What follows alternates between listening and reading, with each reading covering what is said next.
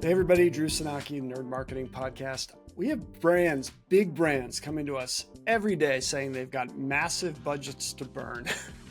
And should they go in and drop it on a Super Bowl ad? Because they don't know, there's no other way to acquire customers. Meanwhile, every day, catalogs are showing up at their front door.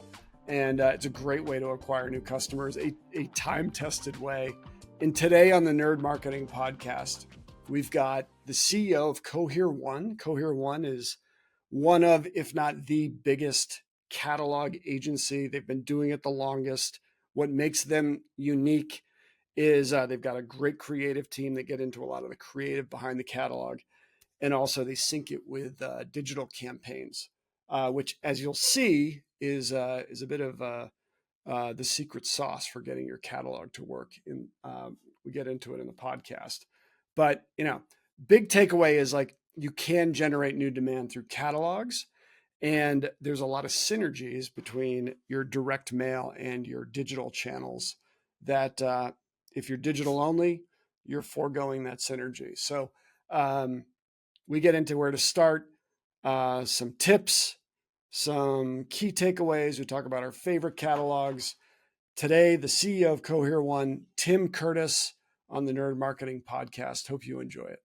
Thanks. Tim, I had the pleasure of hearing one of your talks actually at the National Postal Forum in Indiana a couple weeks ago. And one of the parts that you spent a good chunk of time on that I've always found particularly interesting, compelling, and something that doesn't get talked about or measured enough is this halo effect on other channels when you're running direct mail campaigns and when you're in the mail. A lot of people are always thinking about just what's my direct response ROI on a particular campaign that went out, but they're not able to identify or measure how it's impacting other channels. I'd love for you to talk a little bit about how you look at it, what you've seen in your work, and some of those anecdotes that you shared at the Postal Forum. Yeah, you bet. Well, it was great to see you. It was fun to kind of hang out afterwards as well. So the thing that I guess I kind of have to take a step back and say is I come from the digital side. So I came from digital marketing. I had a background in database marketing, which at the time was largely direct mail. And so I grew up doing both. So I didn't really ever kind of have the feeling that you had to pick either digital or kind of that offline, postal direct mail side. And so it gave me a little bit of an unfair advantage when it came to working really closely with clients on direct mail. I often in my history saw what would happen to web sales when any kind of direct mail would be pushed out, all sorts of formats. We had, self-mailers, we had catalogs, we had all sorts of different types of direct mail. I mean, way back in the day, you were always testing different formats. So fast forward to today, and the thing that is really astonishing, and I had a conversation last week, the end of last week, with a digital agency that was equating direct mail sales to the call center and couldn't quite connect that direct mail could drive e-commerce sales. So just to give you a sense of just how far from reality so many folks on the digital side they just don't think about it. And so the concept of direct mail actually having a halo effect is something that they haven't really even conceived. In our work, we've done a lot of testing over the years. We've set up, the test panels, the controls to really sort of validate what's actually happening when you put direct mail in the mix. One of the things that has been real fun for us to do is to test the validity of these channels and how direct mail can inflate sales in a digital channel. Most of the things that we talk about on the digital side is related to search. So it's actually quite passive in terms of its ability to generate income. And what I mean by passive is you're really when you're optimizing on search, you're really waiting for someone to search that term. And we know that there's going to be volume out there of people who are searching on that, but it's not really a tap on the shoulder to get people to search for your terms. That's sort of what PPC is, trying to get in front of people. But again, it's sort of in a passive sort of reign. What we have seen in testing is some very significant lifts between, or I should say, very significant synergies between paid search and catalog or direct mail. So significant, in fact, that in some of these tests, what we have found is that demand will drop by upwards of 70 to 75% in a search channel when direct mail is no longer pushing active searches out there. It's generating all this buzz and activity online. Tested it time and time again, depending on the client's vertical, the degree to which they have put direct mail into the mix, that percentage can shift. But if you have someone who has relied heavily on digital and all of a sudden they're sort of supercharging their mix with direct mail, you can see that increase upwards to 30 to 40%. Wow. You do a lot of testing and control on that, and you see the performance varies greatly. And when we talk about digital, typically what we do is we really typically only report on the highest deciles of digital activity. What that means is it's really the people who are actively engaged with the brand in their digital channels. So it could be they're actively engaged in paid search, they're active on email, they may have some paid social in there or organic social as well, because that's really what we call the creme de la creme. Those are the people who are digitally active, and if they don't need a direct mail piece, that would be the group that we would find it. And even in those instances, what we found is very, very significant lift when direct mail is included, even in those digital-only audiences, which at the Postal Forum, those were some of the slides I was showing. So it's pretty interesting to see, not only from a contribution standpoint, but just an overall response standpoint, revenue, just how much higher that can be. In some cases, twice as high. Yeah, it's really like one of the issues with incrementality, the focus on incrementality. Like every CMO talks about incrementality all the time. Is it incremental? Is that they're looking at like the delta between channels and not the absolute level. Mm-hmm. So if, paid generates, they'll look at page generating X, paid plus direct mail is X plus 5. But the problem is that the X is not constant. Like what you're saying is when you layer on direct mail, it's like the tide that lifts all boats. Yeah. Right. So it is. It's sort of that gift that keeps on giving. When you're layering in the direct mail, we found that there's really two lifts. Number one, it is that initial lift you get just from bringing in more qualified traffic. But the second, and the one that we don't talk a lot about, and it's difficult sometimes to get as much excitement generated, let's say a private equity board. But the second one is the lifetime value. It builds they have a much higher lifetime value. They're coming in, they're doing, more transactions. We had one client where we started trying to figure out, hey, what's the lifetime value of this client? They were really struggling a bit on validating the amount of print. So when they initially saw it, though, they saw that the initial orders coming in were 53% higher when direct mail was involved in the mix as opposed to just digital only. And again, this was a digital plus print type of exercise. So we ran it for long term. We found that the subsequent sales after that initial purchase were 110% higher in the print group. And it was just time and time again, we see these types of numbers just being validated. It's hard to look away from once you see it. Yeah, I think this is, and it's so relevant and timely now because I'm hearing more and more from brands who are struggling with finding practical and powerful top of funnel and demand creation channels because it feels to them like Facebook is moving more towards this demand capture model where the loss of cookies and tracking is only helping to accelerate the inability of Facebook to like properly parse pure cold net new traffic. And Facebook ends up becoming more of a retargeting engine than a pure demand, top of funnel demand awareness and creation channel. So this actually fits in really nicely. And I think, and you talked about some of that as well with PPC and some of these other channels really becoming demand capture versus demand creation and awareness.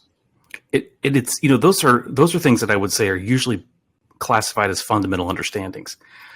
But in the day-to-day operations, it's really interesting to see that basic fundamental understanding of something being passive in terms of active and generating interest or revenue just goes unnoticed. And we tend to fall in, or we see clients tend to fall into this unexamined rhythm of just keeping their marketing running, but not really ever stopping to think about, oh gosh, you're right, Facebook, Meta, no longer really a targeting tool. It's lost so much in the privacy legislation that it's becoming much more difficult for it to target granularly.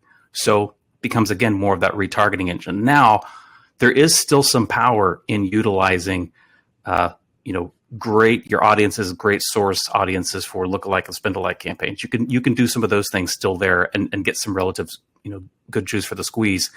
But the days of being able to just put that money into Facebook and ride on it, man, that's gone. Yeah, that's gone for good. Totally. And conversely, you told an interesting story about a brand that sort of was having trouble really understanding the lift and long-term impact of their direct mail program, particularly with respect to the high LTV customers that it was bringing in. And so they ended up making a cut, and you sort of predicted what was going to happen. I'd love to hear that story again. Oh yeah. You remember it well. So it was a brand that, it was an equity-backed brand, and we were brought in to, we'd had a relationship with them for some time, but there had been some mergers of some brands, and they were looking at wanting to, maybe roll the dice a bit and change directions. And one of the directions was they did have an active print program, and they kind of fell for the moniker as well of, man, we need to be digital. We need to go digital. And didn't really understand fully what that was other than sort of a buzz term. So what we did is we had said, okay, let's walk into this carefully. Let's test this and understand what the impact's going to be. So we did that. In this case, the brand, we set the brand up. We had highly engaged digital clients, or digital customers. So we set them into a group, and they received basically what we call their business as usual, their BAU. It was digital only, and we were going to let them ride just on that contact model they'd established. For the other two groups, we said, hey, let's have group one receive all the print contacts that they would qualify for in this season. The second one is let's pick one event where we'll send them a print piece. Most oftentimes when you're doing that, it's usually around the holidays, and it tends to be Black Friday. That's typically what the high holiday is going to be. So we had the three groups. Would receive all the print pieces, would receive only one of the print pieces in the highest holiday season, or none, business as usual. So we ran with that model. We tested it. It came back. It was very conclusive that when you compared, let's say the all print plus digital versus the digital only, the all print plus digital from a revenue standpoint was almost 2-to-1 over digital marketing only. And from a profit, it was nearly 2-to-1, just a little shy of 2-to-1 from a pure profit. And that was, basically what you're going to have left over to pay the light bill. The middle category, where they had one print piece, was about 70% higher than the digital only. And the profit was about the same, a little less than 2 times. So the client looked at it. We reviewed it. This was a longitudinal test, so we did this over the course of several months, and had a read on the next season that the next season was falling right in line in terms of performance. But as typically happens, the brand decided not to go with that approach. They decided, nope, we believe in digital only. And the CEO said, I think we need to go digital only.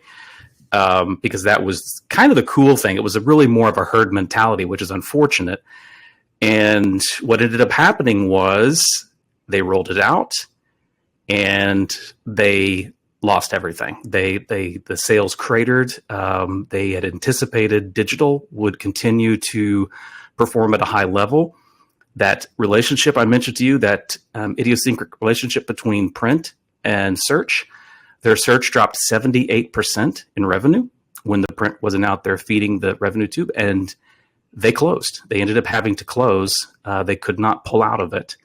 So I forget, 200 and something people lost their jobs in this instance. And all because they just, the bias was so strong against print, even when the numbers showed it. And our final forecast of where we had said they would be, if they followed that strategy, was within 0.5% of where they ended up. Yeah. And so it was I mean, you can't make a case study, an unfortunate case study, more strongly than what they did. And it was a learning curve for everybody involved, put it that way. You ever talk to them afterwards? Just like, guys. I did, actually. I talked to the chairman of the private equity board. He called me and he said, how did he say it? He was a nice guy and I got along with him well. But he said, we shouldn't have done that. Yeah. And he said I should have overrun the CEO, and I didn't. And as it's going down, they didn't think to hey, we got to drop a catalog. Yeah. I think they were shifting, trying to understand what was happening, and just, got caught up in it, and then realized probably too late that at that point in time, the ship was headed for the iceberg and there's little they could do to stop it. So I think they tried to manage it as best they could.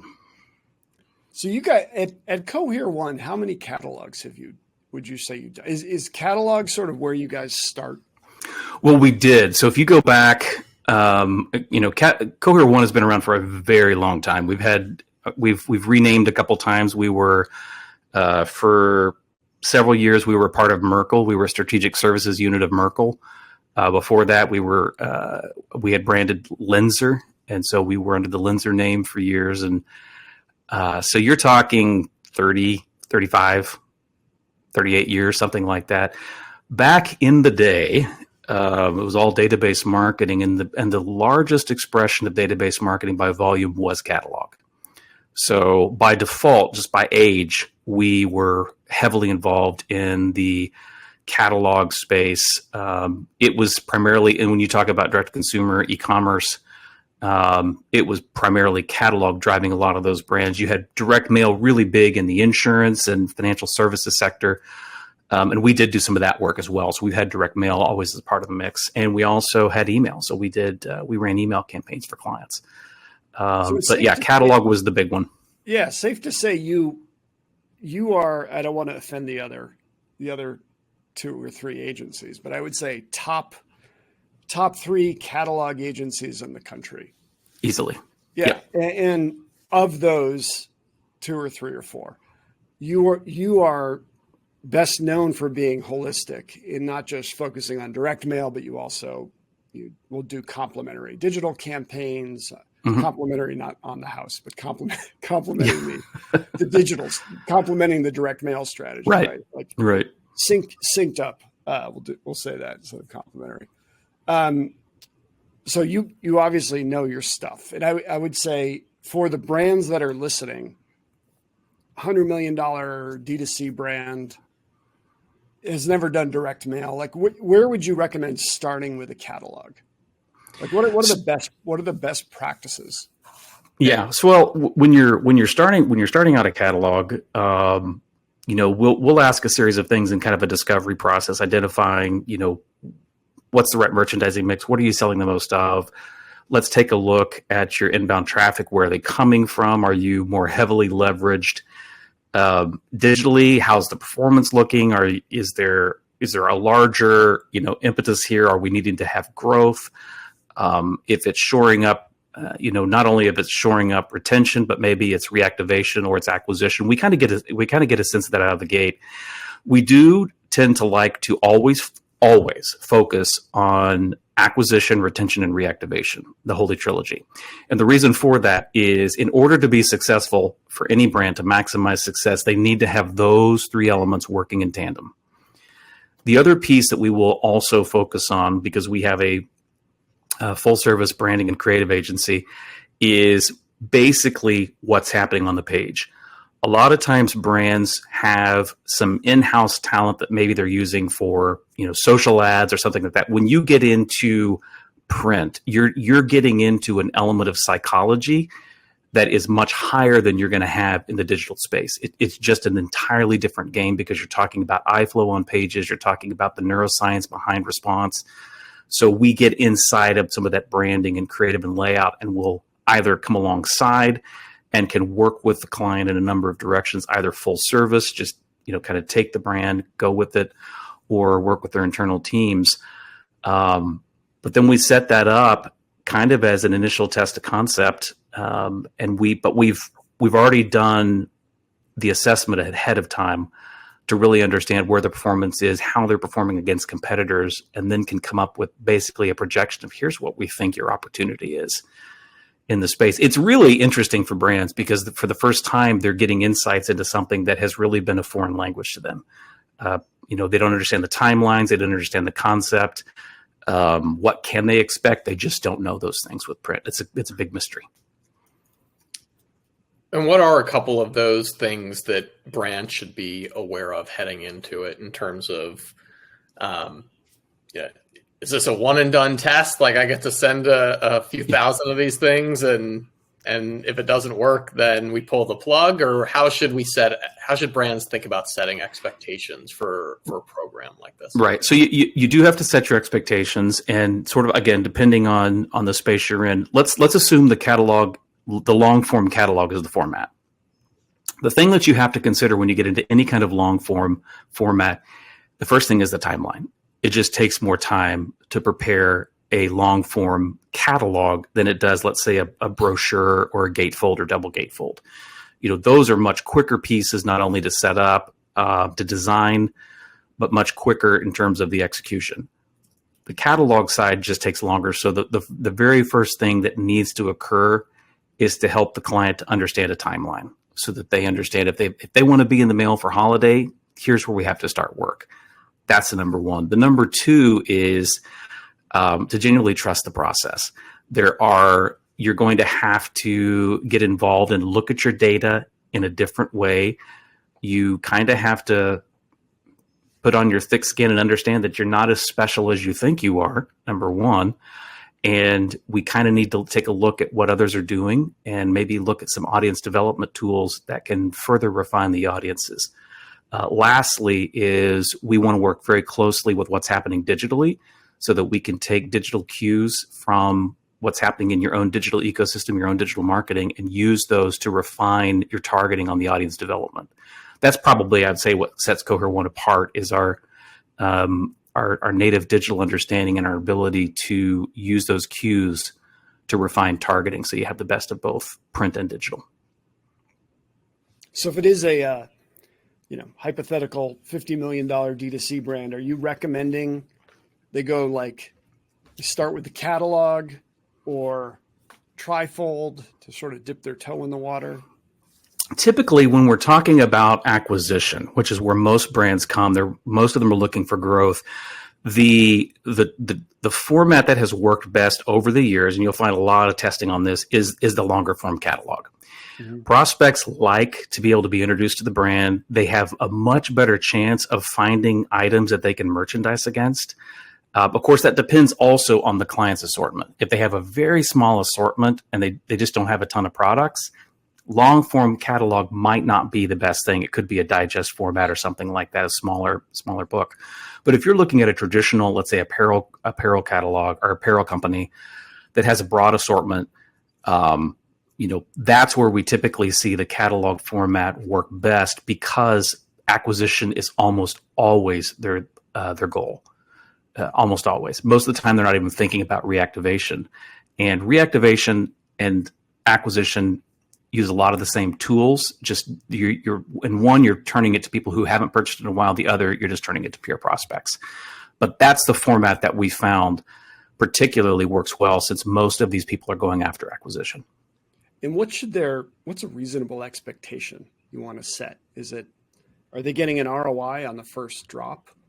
Or a lot of them are, and it takes a while to get a read, let's say, on some of the digital lift, because we need to set up those audiences and then kind of wait to see how they perform. Unlike conversion rate optimization on a site where you're setting something up and then watching what happens, you want to watch those longer form, especially when you get into channel mix. You want to watch that and longitudinally, so 6 months, right? So you really want to see how the behavior is changing. But positive ROI is quite honestly oftentimes achieved in the first drop, which is encouraging to them. And then what happens as there's other levels of sophistication, once they get in and understand direct mail, that's where you can really start to utilize the mix, and you can have, specific smaller postcards or gatefolds or something for specific events, sales events, or, launching here's a new product category that's coming out. Then you can really have fun with it and mix up the various formats. But we get them into that and into postal retargeting, which is that bottom of funnel, almost immediately, so that we can get them from both top and bottom of funnel at the same time. That's awesome. And then you're measuring success off of matchbacks or well, we use matchbacks as a tool to, number one, to see someone who gets this, does if they receive a print piece, does their behavior differ from those that don't? So you can look at that kind of at a holistic, but that's how you can really check to see what's happening with those audiences. And it's pretty stark. We've even applied that logic to affiliate to see what happens when affiliates have received a print piece versus those that haven't. So it is even, you can see some really interesting things in terms of performance, even at a specific channel level. But that's how we tend to take a look at that. But we don't assume that the matchback is everything. We understand that it's not everything, but it is a great tool to have as one of those pieces, which can really shed a lot of light on the activity of those particular contact points. One of the other things you mentioned earlier was the neuroscience piece of it, and you also touched on it. I know when you spoke that I found really interesting. We talk a lot about how direct mail is actually perceived more like a gift versus an interruption with digital ads and emails. But you've done some studies on this as well, and would love to hear it from you, because I do think brands, it's just a missing piece. It's such a different type of engagement with a brand when you're holding something physical. What have you found? So it is interesting. The last 10 years have really opened up all sorts of research on the subject that didn't exist before.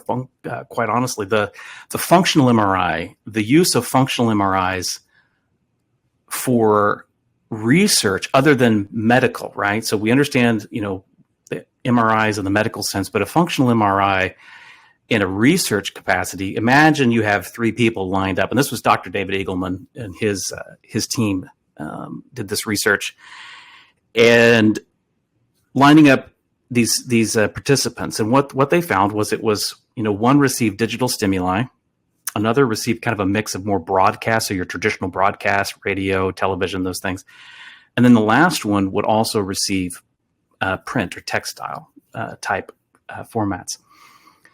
Really interesting in the studies, you had your traditional responses, the same areas kind of lit up, kind of a not necessarily remarkable difference between, let's say, the digital only and the broadcast. But then when they came to print, it was very interesting.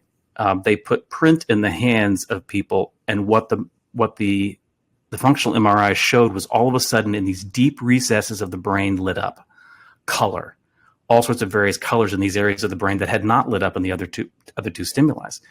What that does in the functional MRI is saying that all of a sudden that area of the brain has been flushed with blood. There's all sorts of activity, and you can see from the blood flow within the brain where the activity is occurring. What comes out of that is essentially we are wired for response. We're wired for haptics, the touch, and it starts with a sensory experience. More than half the brain is devoted to processing sensory experience. So touch is a hugely important element of being human. We see it in children, for example, the importance of being held and cradled at early ages, right out of birth, and how important that is for bonding, the natural bonding process that occurs. So they've done experiments with monkeys, and you guys may have seen it may have been back. I can remember the year in the 60s. It was the monkey that had it was like a fake mother covered in carpet, and then they had it set up against a feeding station. And the impulse for touch was so strong that it chose clinging to this fake mother over feeding. Just kind of goes back to sort of that reptilian or animal brain we have in terms of those things being important. It's an endowment effect. It's that tips the psyche towards ownership. When you're holding something, it's ownership. But really, I think at the end of the day, what really began to teach us was that the cognitive scanning abilities that we know from scanning the page is much higher in retention and recollection than it is, on digital. And when we think about that, we also think about the rush that the school districts have all pushed in putting everything digitally for learning. And we know that children's brains, as well as adults, mapping on paper is the best for retention and recollection. And over the course of time, what's occurred is that the brain, as we've scanned our iPhones, when iPhones and I guess there are other phones besides iPhones, when smartphones came out, and we were scanning those, all the ads, everything, our body was actually having difficulty processing. It was getting a little bit overloaded with the information. So it was draining on our resources. The brain, in its adaptive abilities, essentially developed a protection against that. And so now we actually have the ability to digitally skim something, and our brain has put distance between our reaction to that as a protection method. So not only has the brain rewired itself for protection, but it's another reason why the efficacy sometimes of those digital ads, we're just not seeing the same things. Our bodies have shielded us against too much of that stimulation. So, you really bring print into the mix, and what we found in the basic end of it all is that print engages the brain's dormant response centers. It's science. You can simply see the brain flooding with this type of information. And for brands or haptic brands that they find something important, they have to appeal to those senses. If you're a high-end luxury brand and you're trying to make sales, but they're not near a showroom, how are they going to feel the fabric? How are they going to have that sensory experience and understand the value of that brand? Because like it or not, we're going to place a value on the brand based on what we receive. So when a brand is putting that out and they're putting paper out, a lot of times they are concerned with the touch, the feel of the paper. Is there a spot varnish? Is there something like that on it? Because they want those haptic responses to reinforce the brand. Very, very smart people, lots of research. It's annoying that we have to kind of tell the story again and again, but it's where we are. And strong brands, great brands, have begun to figure that out.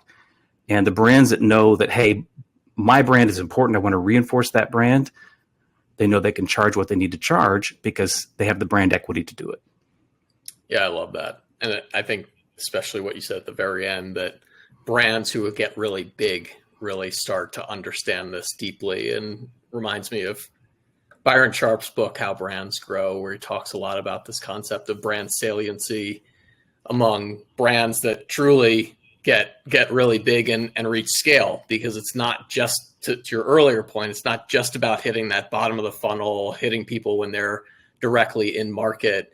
It's about how do you keep your brand top of mind for that time when they do become in market for the product. And right.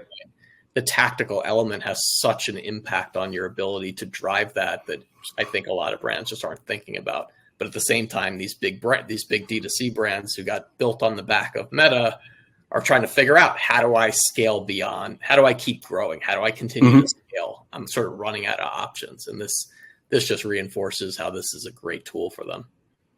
It really is. When you're combating a 24% increase in PPC cost in 1 year, it's driving boards to demand different forms of growth because they can't simply pour more money into PPC if the return is not coming in as it has historically. So that's why people are trying to diversify.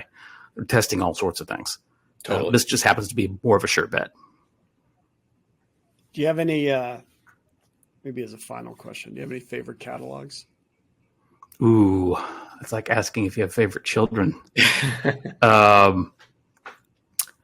There's a couple out there. One of the ones that I've always liked to receive, and this is one that we've launched with them, is Yeti. And it's I guess you could call it more of a magalog kind of thing. It's the dispatch, and it's filled with stories. A lot of times they'll have really cool bind ins. They've had really cool decals or stickers. They've had killer like chili recipes and things they've stuck inside, and it's done with a high degree of intentionality, because they know that it represents the brand, and so it was an investment. And there's always been some kind of a cover treatment on it so that it has the haptic look and feel, and it's one of those pieces that goes directly on the coffee table. And there's a number of outdoor brands and fashion brands. Free People on the fashion side is another one that we love to work with. Beautiful imagery, beautiful catalogs. In their direct mail pieces as well, they take a great degree of care in terms of what type of paper. They're very exacting in the printing process, and what comes out is just a beautiful, beautiful work, but continues to be incredibly successful. Print continues to be incredibly successful in driving sales, which is, again, you're talking about brands that are very hip, very chic, who have a lot of younger people shopping, and they respond exceedingly well to print. I love that. We tell people that too. Everyone's like, "Oh, it's for old people, right?" And we're like, "No, it's yeah." Actually, in a lot of ways, it's more of the surprise factor. In a lot of ways, it's reaching that audience in a way that is different from how they're getting bombarded by every other brand. Right. Well, we're a Bay Area agency. We started the Bay Area, like I mentioned, decades ago. So we've always been on the cutting edge of brands coming out of Silicon Valley, a lot of startups. And so we don't really have, the quote unquote old brands. We don't really have them. So our work has always been focused more on the cutting edge, the merchandising mix that's more modern, which is fun to work with. Yep. It's awesome. Mike, do you have any other questions? I think that was great. Yeah, this was great, Tim. Really appreciate you coming on. If people want to get a hold of you, brands want to work with you, the easy way to get a hold of me, you can email me directly. It's tcurtis, TCURTIS at CohereOne.com, COHEREONE.com. Find me on LinkedIn too. Love it. Well, really appreciate you coming on and sharing your experience with direct mail and catalogs. And it's really interesting stuff, compelling. I think we get brands all the time that are just skeptical about the channel, and just to show some real data on how it, increases customer lifetime value and overall revenue is really compelling. So appreciate you sharing with that. Yeah, thanks for having me on. Yeah, a great partner of ours that we enjoy working with.